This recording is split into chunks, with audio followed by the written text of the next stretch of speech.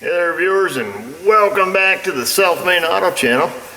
Got this 2005 ZXW SE Ford Focus wagon. It's a real hot rod.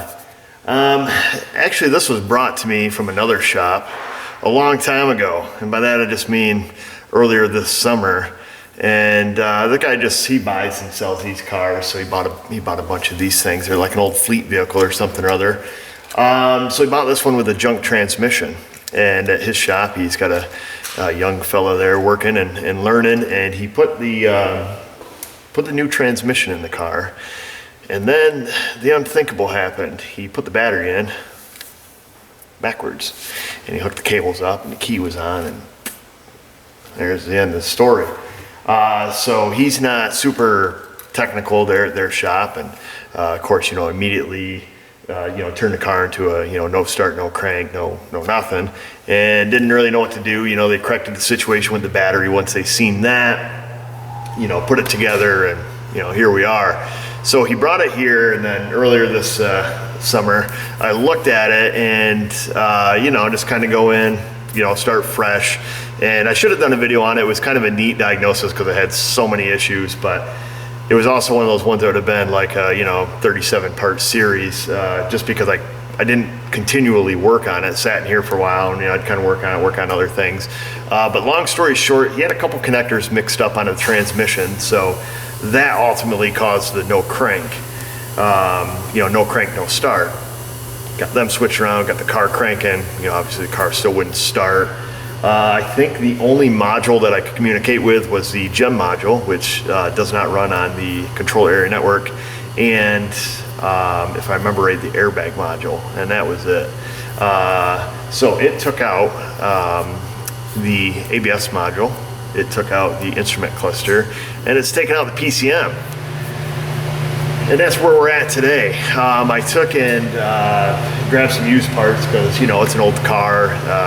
Certainly isn't worthy of new components.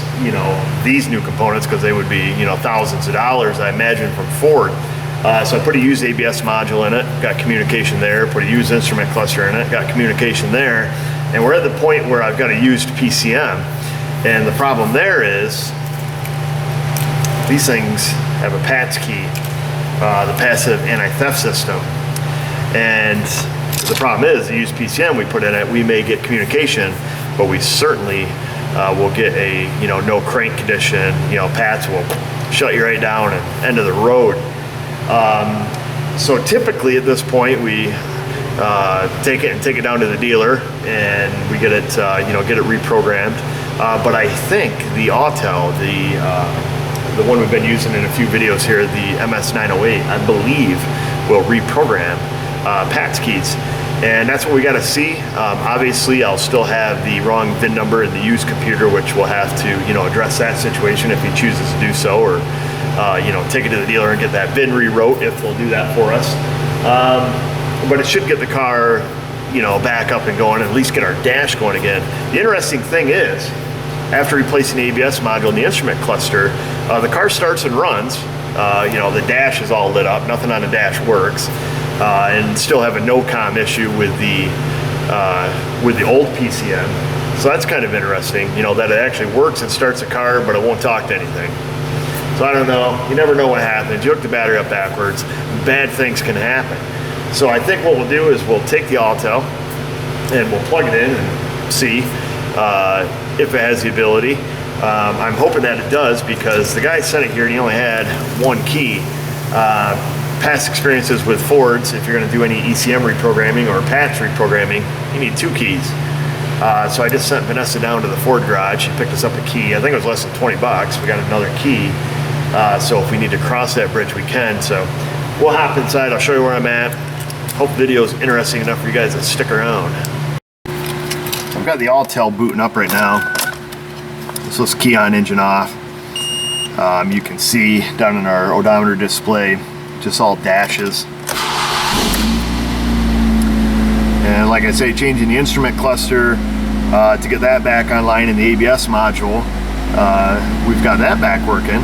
And now the car starts and runs, but you can see what we got. We got a check fuel cap, airbag light, we've got, you know, engine light, overdrive off, battery light, door jar, you know, so that's kind of where we're at. What I can do, I can show you where we're at, you know, communication and code wise, as far as why we have all these, you know, all these lights on. We're gonna have to go through and enter all the information manually because we have no comm with the PCM. So we'll get that put in here. This is a 2-liter to 2005. So we'll get this loaded up, and then what we'll do is we'll grab our used PCM, we'll plug that in, verify or unverify that we have comm with it, and then take it from there. So I'm going to do the auto scan with it, and we should notice, I've noticed with this before, if we got no comm with the module, it's going to skip right over it. So we can see, you know, ABS, instrument cluster, airbag, gem module. That's what it found. It does have some faults, so we'll go to the report and see. I think we've got some comm.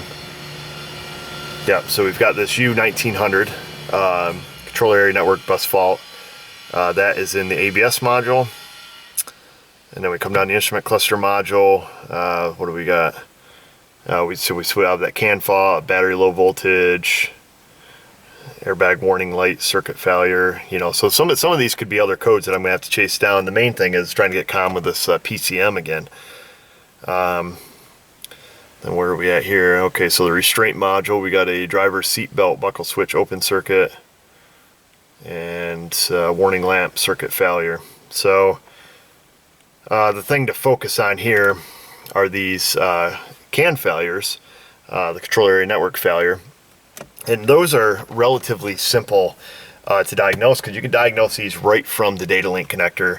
And I mean, essentially we're going to check you know, the 2 CAN wires going to the data link connector to the corresponding wires on the ECM, just to make sure that they're continuous, and if they are, make sure your module has, you know, power and ground, which we do. And then at that point you pretty much just call it, you know, change the box. And that's what we did on the instrument cluster, and that's what we did on the you know, ABS module back when I diagnosed those. And that's how we come to the conclusion that they were needed. And it's also what I did originally when I diagnosed the PCM a long time ago. You know, I'm just kind of now getting back on this thing, so kind of had to refresh myself what we did. Set that other key over there. So what I'm going to do now is, you know, this is our junkyard PCM, and I took the trim panel off here, there's a little threshold or whatever you want to call it. And the PCM lives up under the dash here. And before I go all hog wild and change out the whole thing, I'm going to see if our connectors will reach this ECM. We'll just kind of hopefully be able to leave it hanging here and see if we can do what we need to do. I think we'll have enough wire, hopefully. Kind of interested to see if the Autel has the ability to do the PADS keys, because that'll be kind of handy. You know, particularly in a situation like this. Let's see, what way does this go?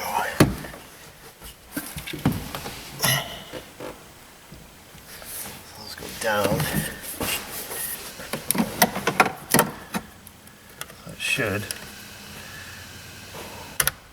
That one fit.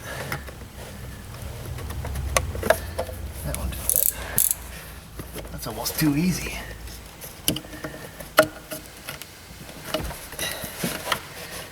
First thing, it'd be interesting just to make sure that we have communications with this computer.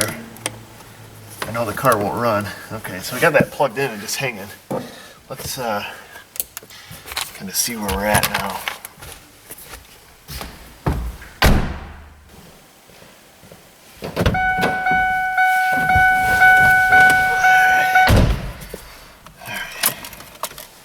So we're still hooked up here, so we'll just go back through the auto scan, it should hopefully bring up our engine computer this time. Yep, it did. So item number 3 is our PCM. Of course, we got codes in it. So we'll go to our report and we'll look at those codes.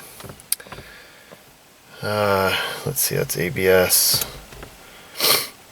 instrument cluster, PCM. So PCM, we got, okay, now well, P1000 obviously on a Ford, you know, for the readiness not being set, and then a code 1601, received incorrect key code from ignition transponder. So there's our issue. The good news is, well, let me show you what's going on with the instrument cluster here.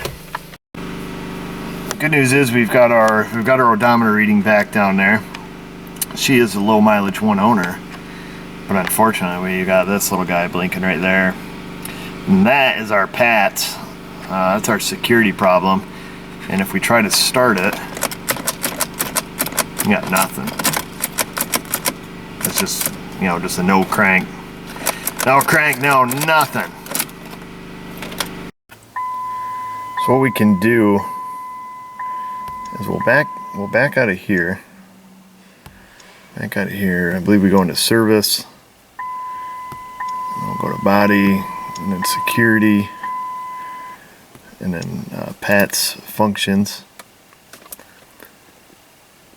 Maximum number of keys, minimum number of keys. So yeah, okay. So here's what I was talking about earlier. Minimum number of keys required after ignition key erase is 2. Requires primary reset after installation of new PCM or PATS. Okay, ignition switch is on. This procedure will take 10 minutes. You wish to continue? Of course we do. Alright, well, I'm not going to make you sit here for 10 minutes. I'll bear this out and I'll kick the camera back on, and then we'll see what the next step is as far as reprogramming these keys, or hopefully erasing and re-entering new key data. Alright, well, I walked away for a bit and came back. Said it's done. Security access granted. Alright, so here we are. So we got program additional key, ignition key code erase and program, customer spare key program enable. I'm going to say that one. Okay, erase all stored key codes and requires 2 keys to be programmed before engine will operate. Okay. Warning. Need 2 key codes to start vehicle. Do you wish to continue? Sure. Operation has been successful. I don't know what if we're supposed to do anything at this point.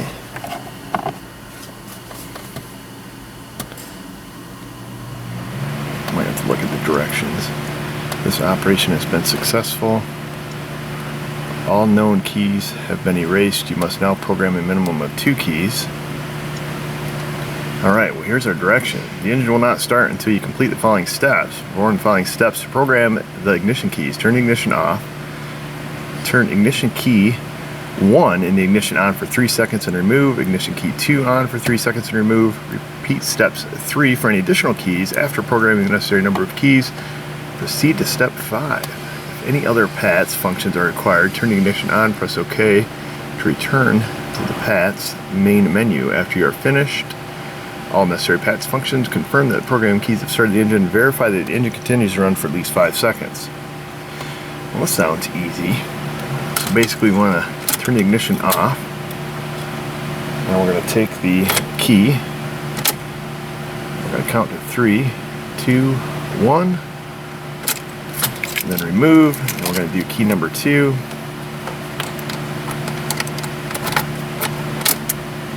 3, 2, 1, then remove. We don't have any other PATS functions, so we'll just hit OK, and technically the car should run here. Hey, hooray! Well, that was easy. The only light we got on the dash now is the airbag light. So let's make sure our other key works.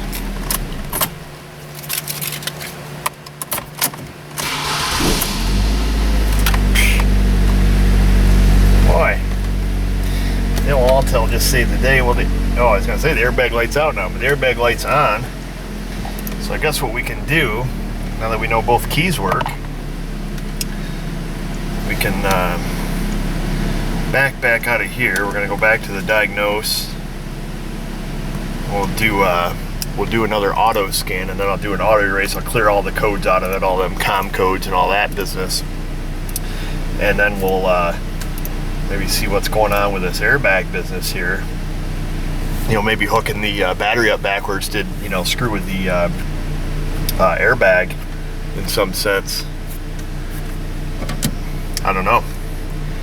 All right, so we've done an auto scan. I'm gonna do a quick erase, where what it will do, it'll just go through each module. It'll erase all the codes, then it will retest them all and see, you know, see if we got any faults in any of the other modules.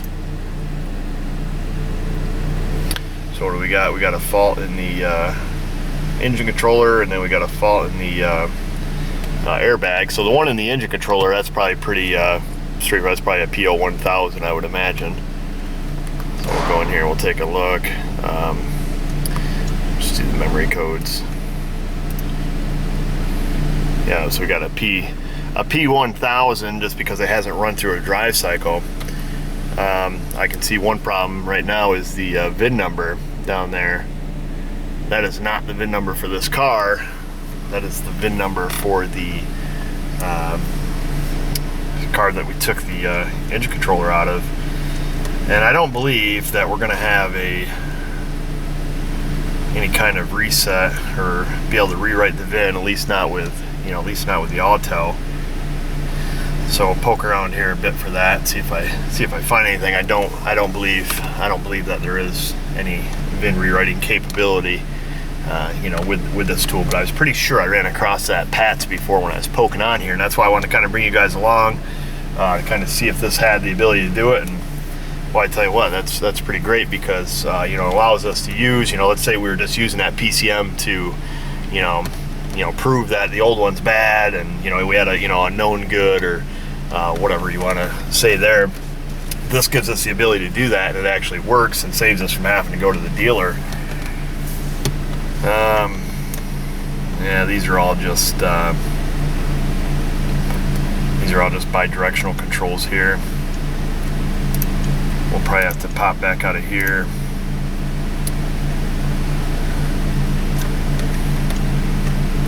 Guess we want to exit out of here. We'll go back to service, powertrain. Now, this doesn't give us anything. Just lets us go in our generic, you know, just lets us go into our generic OBD2 stuff, reset the cam, you know, yeah, evap test. Yeah, chassis just gonna be braking. Yep, yeah, let's just go in our where we just were. And then the programming is only gonna, I think the programming feature on this is only gonna allow us to replace programmable modules, gem modules. You know, I think what it does is it downloads the data, you know, the software from each module, stores it on the tool, allows you to replace the module, and then rewrites the software to that new module. We'll let it get loaded up here, and we'll verify that there is no PCM test here. All right, what's this now? So we'll go under, we'll see what this is, programmable parameters. Yeah, power door locks and wipers. That's all it shows us there. Programmable modules. Yeah, so restraint module, instrument cluster, gem, and ABS. So nothing to do with our VIN, unfortunately. Well, yeah, we could still take a quick peek at this airbag light and see what we got going on there. And like I say, who knows? Maybe the airbag module in this thing is toast. I don't know. So we'll go in here. We know we want to look at the restraint control module. So key on, engine off right now. Oh, well, now it is. We got what? No comm right there. We'll try this again. Read our codes. Driver seat buckle switch circuit open. Oh, okay. So before we had, what we had? We had 2 codes before, right? Something to do with the light. Well, shoot, this might be kind of simple then. Let's see what kind of passenger system reset. I always kind of like to poke around when I'm in a new system to see what, you know, bidirectional abilities these tools have. Kind of keep it in mind.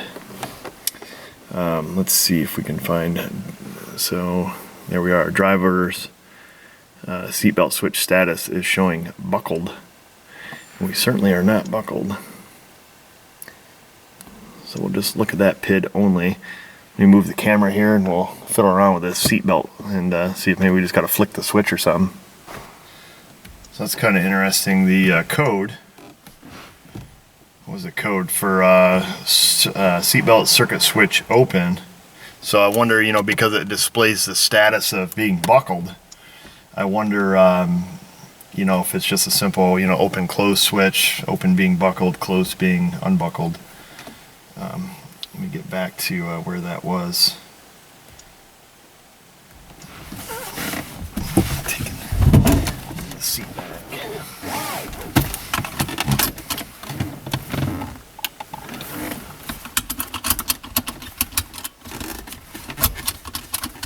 Well, it doesn't change status here. I'm not taking. Just wanted to see if the little red seatbelt guy comes up on the dash, and he does not. So that's weird. So it must be the PCM or the RCM, the restraint control module. It must be, it looks for that status change from buckled to unbuckled as the car's turned on and off, perhaps. That I don't know, but I can see with the seatbelt on and with it unplugged, nothing changes there. So I suppose we ought to just take maybe a quick gander under the seat and see if we can find the connector for it, and you know, see if it is open circuited or unplugged. Maybe somebody unplugged it, I don't know. I have no idea. These cars bought at the auction, you never know.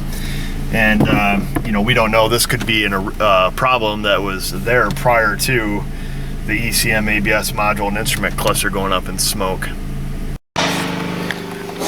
Well, we don't have to be rocket surgeons to figure this one out. So I just took and was grabbing the camera, and I grabbed the flashlight to look under the seat to identify the connector. And hopefully you guys can see it.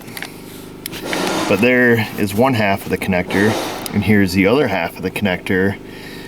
And they don't go together like peanut butter and jelly. The male and the female half are different, oddly enough. And what somebody has done is they've poked you know, one of the connectors in the back, you know, into this. So here, hopefully you guys can see this.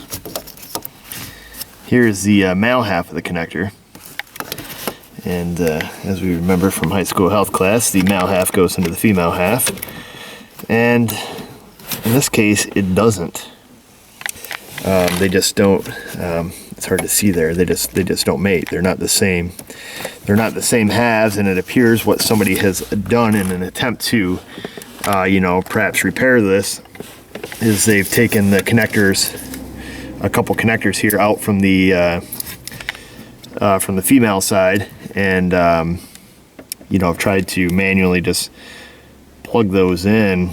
So that's kind of interesting.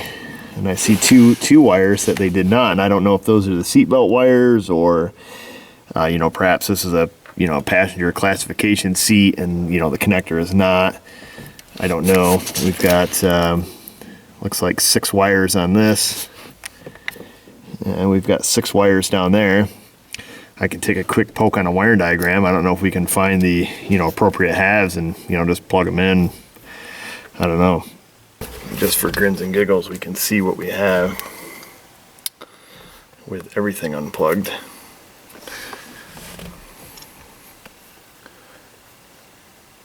Okay, so now we've got 2 codes. We've got a code for the driver's side seatbelt switch being open, and the seat track position switch circuit open. So evidently, however they had it, one of them worked, one of them did not. So I'm going to take a quick peek on wire diagram, see if we can't just verify operation here and see what we can do.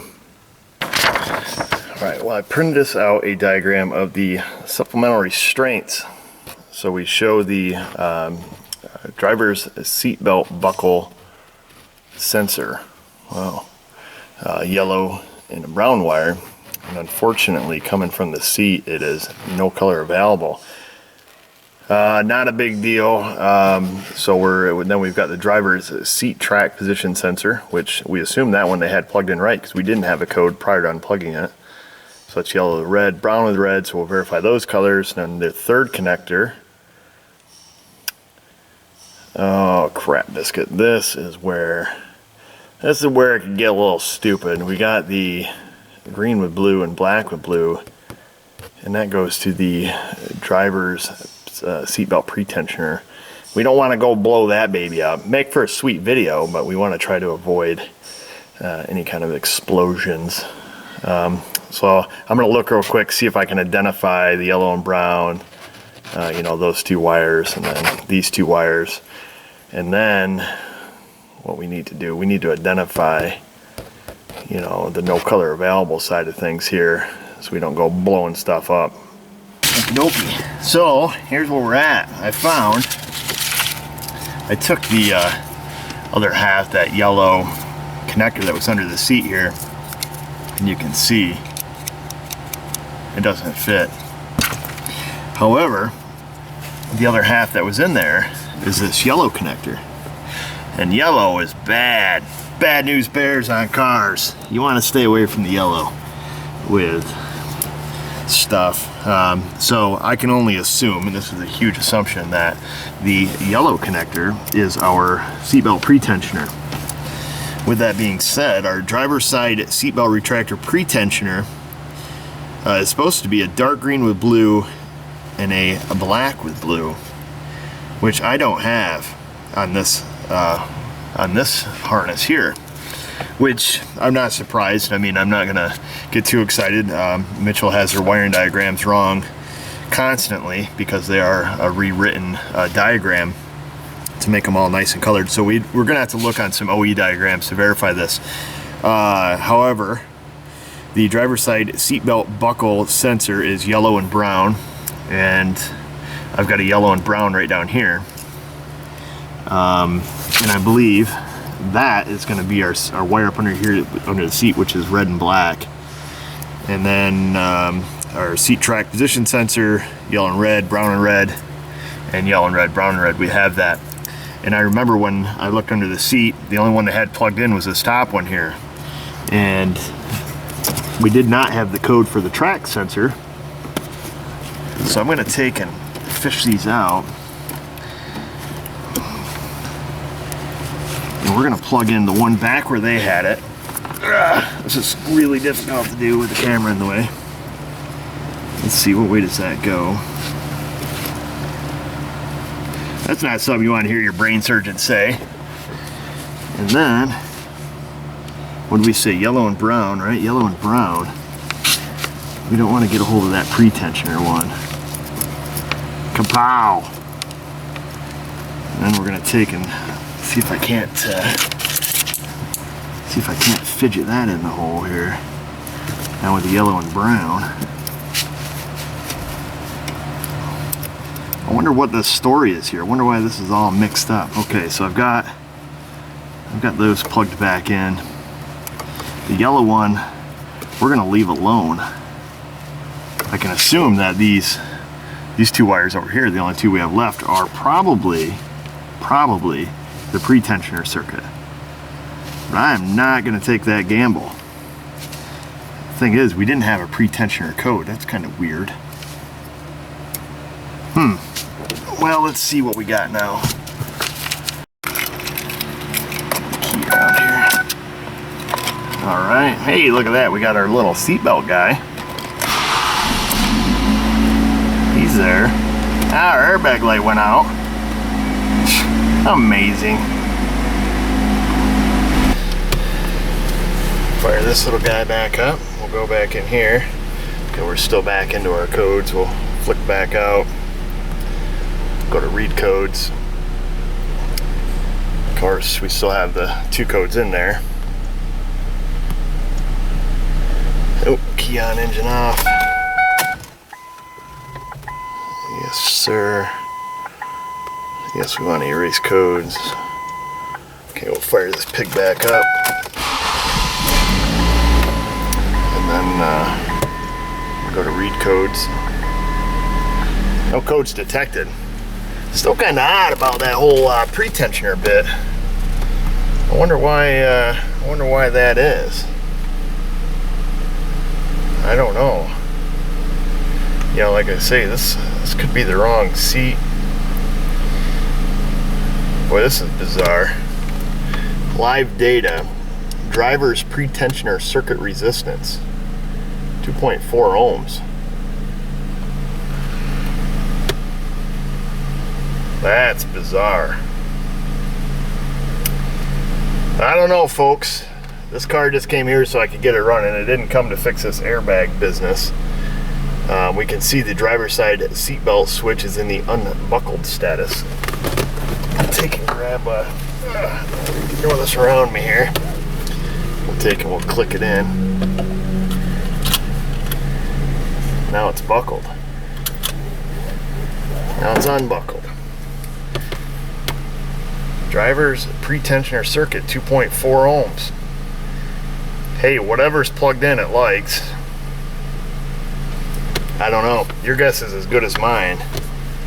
Figured it out. So I'm sitting here putting this connector back together. I put the 2 yellow halves back together, and using the old noggin, wondering what in the thunder's going on. Well, like a dummy, I'm assuming that the pretensioner is in the buckle side on a Ford.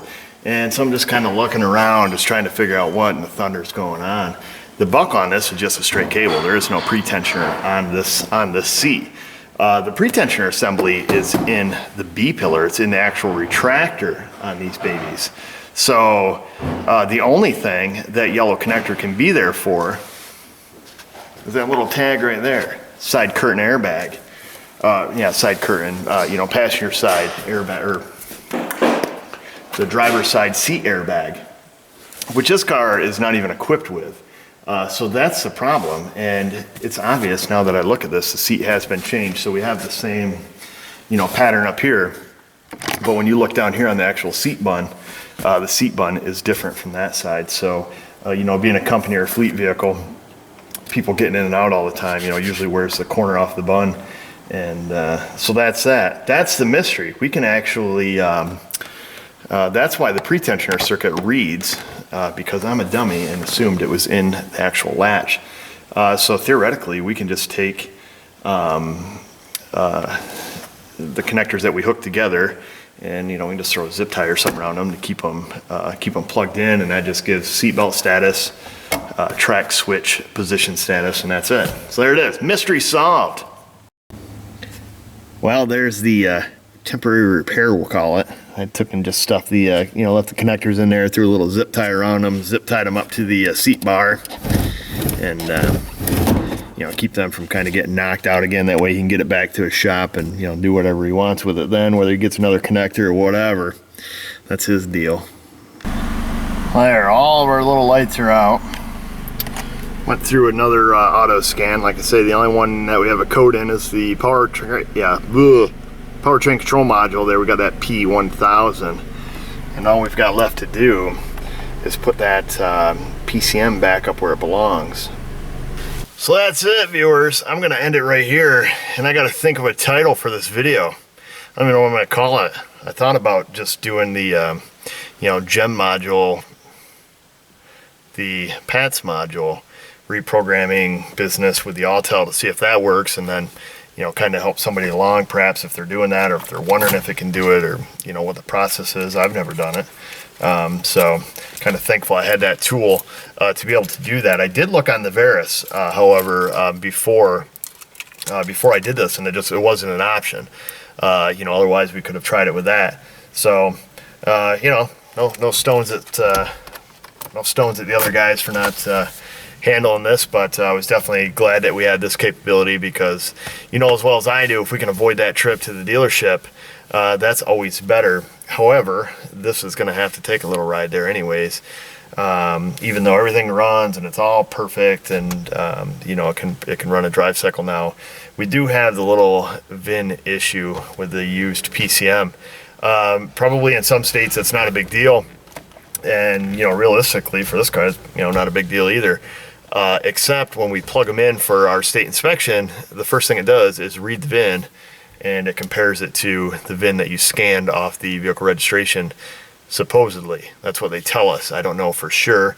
I do know there are some shops in New York that have been popped for bringing in a car, the money light's on, they can't fix it, so they just plug in one car that doesn't have the money light on, and then the DC comes and finds their pants off and closes their business. So, you know, this whole thing could be all mixed up, but that's what we got to do. I hope they can reflash that for us. If not, I don't know. We'll figure it out from there, but I'd say this is a good fix. Kind of temporarily fix the seatbelt switch, business until, the guy who owns this shop wants to see what he wants to do with it. That's his prerogative. It wasn't even here for that. But I think he's got enough into this car besides putting a trainee into it and having a technician or a young fellow there at his shop learn a valuable lesson about battery and their polarity and the importance of positive on the right side. But we've all made mistakes. Unfortunately, this was a very expensive mistake for this fella. But we did get to use all used stuff. Use ABS module, use PCM, use cluster, brand new zip ties though. So we'll see. That's it. Thanks for watching. Hope you enjoyed it. Check us out on Facebook and Google Plus if you want to connect with us socially there. And just remember, viewers, if I can do it, you can do it. Thanks for watching.